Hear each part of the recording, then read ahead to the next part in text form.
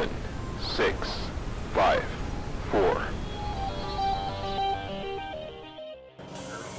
Hey Matthew, if you had the chance to go to space, would you risk it all in order to go? I would go without hesitation. The chance to go and experience the unknown is just an opportunity that I can't miss out on. You have a point. There's just something fascinating about space and the mystery behind it. But that means risking everything, and I don't think I'm ready for that. Well, Paul, you might not be ready to go to space yet, but we are ready to start the show. You're right. So listen up, cadets. Today is February 10th, 2020.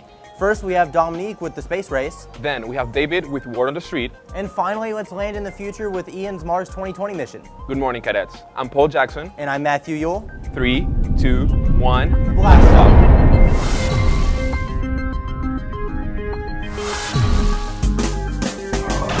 During the 1900s, the Soviet Union and the United States were part of a big event called the space race. The space race is exactly what you think it is, but at first the Soviets won because they were the first people to actually make it to space. However, we definitely won because we were the first to land on the moon. To know more about this, let's go to Dominique to brief us about the race across space. The race to the moon was a 20th century competition between two Cold War rivals. It determined what country had the best technology and the best scientists.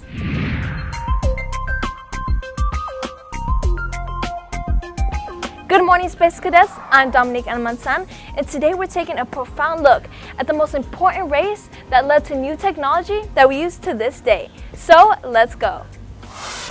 The Soviet Union and the United States are sworn enemies due to fighting years in the Cold War. On February 3rd, 1966, the Soviet Union's Luna 9 made the world's first soft landing on the moon's surface.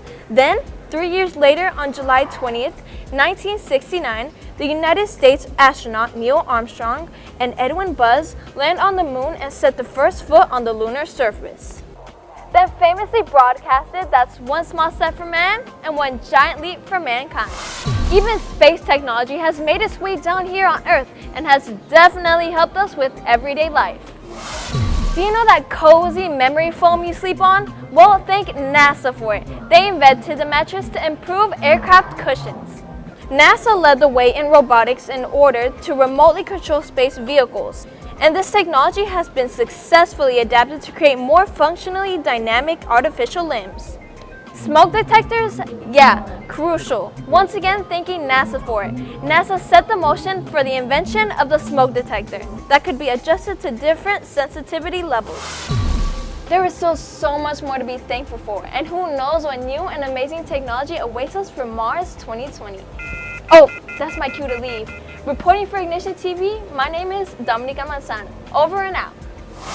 That was a pretty big deal back then, right? Well, just like Neil Armstrong said, one small step for man and one giant leap for mankind. That's right. Now, let's come back to Earth and let's go with David with Word on the Street. Good morning, Kathleen. I'm David Ashley, and today we are here at Mosey. First up, we're asking people what they think about the Mars 2020 mission, and then we're asking about the race to the moon. Then later, we're going to go back to home base of Kathleen and ask more people there. Let's go talk to Mission Control. Finding water on Mars would mean a lot. It would actually be a really great deal because then we wouldn't have to worry so much about bringing our own waters to the surface of the red planet. So I think it would actually enable humans to visit the red planet in a more permanent way. I think that finding water on Mars would mean that people could go actually live there. If I were to take a trip to the moon or Mars, definitely something to, encapsulate or to take samples of, to bring back or to study further. If I were to take a trip to Mars or the moon, I think I would bring a telescope, definitely a telescope.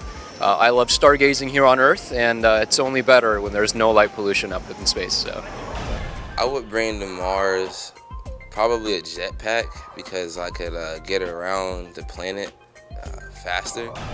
And once I landed, if I were to take a trip to the moon or to Mars, I would for sure try and get in touch with my parents and family back on Earth. I mean, it's a pretty big distance when you're floating through space for that long. So, if I land on the moon, I'd probably build a house, try to find some other life form. I think when they drill into Mars, they'll find aliens. You never know what's out there. I think once Mars 2020 uses its drill to excavate on the Martian terrain, hopefully they're going to find either traces or evidence that proves that there was water flowing on its surface, and hopefully it's also going to show that perhaps it could have been an environment in which life could have evolved in the past. Thank you for tuning in, and as we re-enter the atmosphere of real life, I want to tell you to have a good day. I'm David Ashley, reporting for Ignition TV. Now that we know everybody else's thoughts on the Mars mission, what are yours? I feel like this mission is going to mark the before and after in history. It could literally mean humankind living on another planet. That just blows my mind. I completely agree with you, Paul. The fact that this can change our future is amazing. Totally. As we're speaking, the search continues to go on for the Foreman lab. So let's go to Ian with the Mars 2020 mission.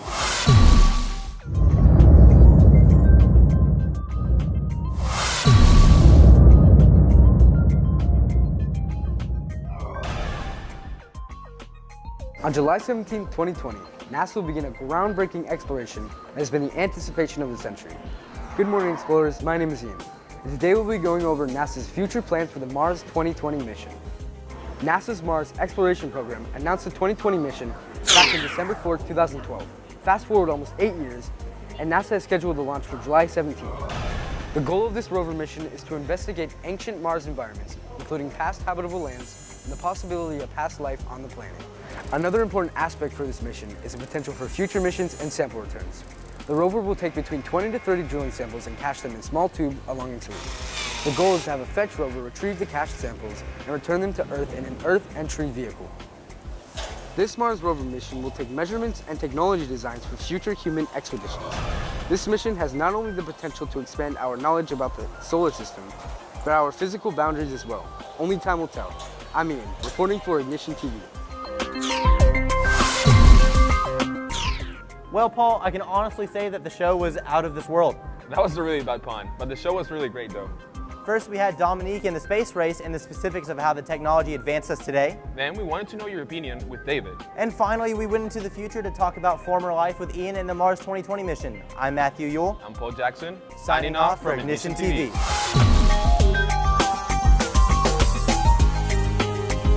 That's one small step for man, one giant leap for mankind.